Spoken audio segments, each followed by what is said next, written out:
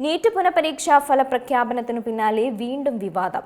സ്വയം വിലയിരുത്തിയ മാർക്കും എൻടിഎ പ്രസിദ്ധീകരിച്ച ഫലവും തമ്മിൽ വലിയ വ്യത്യാസമുണ്ടെന്ന വിദ്യാർത്ഥികൾ പരാതികൾ പരിശോധിച്ചു വരികയാണെന്നും വ്യാജമോ എഐ ഉപയോഗിച്ച് നിർമ്മിച്ചതോ ആയ OMR ഷീറ്റുകൾ സമർപ്പിച്ച് പരാതി നൽകുന്നവർക്കെതിരെ കർശന നിയമ നടപടി സ്വീകരിക്കുമെന്നും എൻടിഎ. നീറ്റ് പുനഃപരീക്ഷയുടെ ഫലപ്രഖ്യാപനം വന്നതിനു പിന്നാലെ രാജ്യത്ത് വീണ്ടും വലിയ വിവാദങ്ങൾ ഉടലെടുത്തിരിക്കുകയാണ്. തങ്ങൾ സ്വയം വിലയിരുത്തിയ മാർക്കും എൻടിഎ പ്രസിദ്ധീകരിച്ച ഔദ്യോഗിക ഫലവും തമ്മിൽ വലിയ വ്യത്യാസമുണ്ടെന്ന ആരോപണവുമായി നിരവധി വിദ്യാർത്ഥികളാണ് ഇപ്പോൾ സമൂഹമാധ്യമങ്ങളിലൂടെ രംഗത്തെത്തിയിരിക്കുന്നത്. ഇതോടെ പരാതികൾ പരിശോധിച്ചു വരികയാണെന്നും വ്യാജമോ എഐ ഉപയോഗിച്ച് നിർമ്മിച്ചതോ ആയ OMR ഷീറ്റുകൾ സമർപ്പിച്ചു പരാതി നൽകുന്നവർക്കെതിരെ കർശന നിയമ നടപടി സ്വീകരിക്കുമെന്നും എൻടിഎ മുന്നറിയിപ്പ് നൽകിയിട്ടുണ്ട്.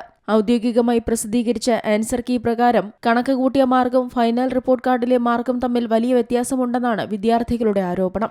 ആൻസർ കീ പ്രകാരം തനിക്ക് 609 മാർക്കാണ് ലഭിക്കേണ്ടിയിരുന്നതെന്നും എന്നാൽ പോർട്ടലിൽ ആദ്യം 540 മാർക്ക് കാണിക്കുകയും തൊട്ടുപിന്നാലെ അത് 167 കുറയുകയുമാണുണ്ടായതെന്ന് കാൺപൂർ സ്വദേശിയായ ആര്യ സിംഗ് പറയുന്നു.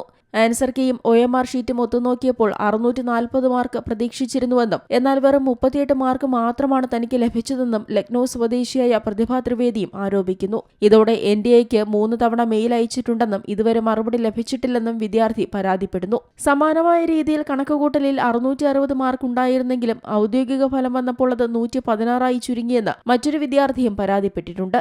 അതേസമയം വ്യാജമായ പരാതികൾക്കെതിരെ നിരീക്ഷണം ശക്തമാക്കിയിട്ടുണ്ടെന്നാണ് എൻടിഎയുടെ വിശദീകരണം. ലഭിച്ച എല്ലാ പരാതികളും സൂക്ഷ്മമായി പരിശോധിച്ചു വരികയാണെന്ന് കേന്ദ്ര വിദ്യാഭ്യാസ മന്ത്രാലയവും സ്ഥിരീകരിച്ചു. വ്യാജ പരാതികളുടെ കൃത്യമായ കണക്കുകൾ ഉടൻ പുറത്തുവിടുമെന്നാണ് സൂചന. അതേസമയം നീറ്റ് പരീക്ഷാ വിവാദം വീണ്ടും പ്രതിപക്ഷം വലിയ രാഷ്ട്രീയ ആയുധമാക്കുകയാണ്. എൻടിഎ രാജ്യത്തിന് തന്നെ നാണക്കേടാണെന്ന് ആം ആദ്മി പാർട്ടി നേതാവ് അരവിന്ദ് കെജ്രിവാൾ രൂക്ഷമായി വിമർശിച്ചു. ആവർത്തിച്ചുണ്ടാകുന്ന പരീക്ഷാപാകതകളിൽ കേന്ദ്ര സർക്കാർ യാതൊരുവിധ ഉത്തരവാദിത്വവും കാണിക്കുന്നില്ലെന്ന് സമാജ്വാദി പാർട്ടി അധ്യക്ഷൻ അഖിലേഷ് യാദവും കുറ്റപ്പെടുത്തി. National desk Zee Malayalam news.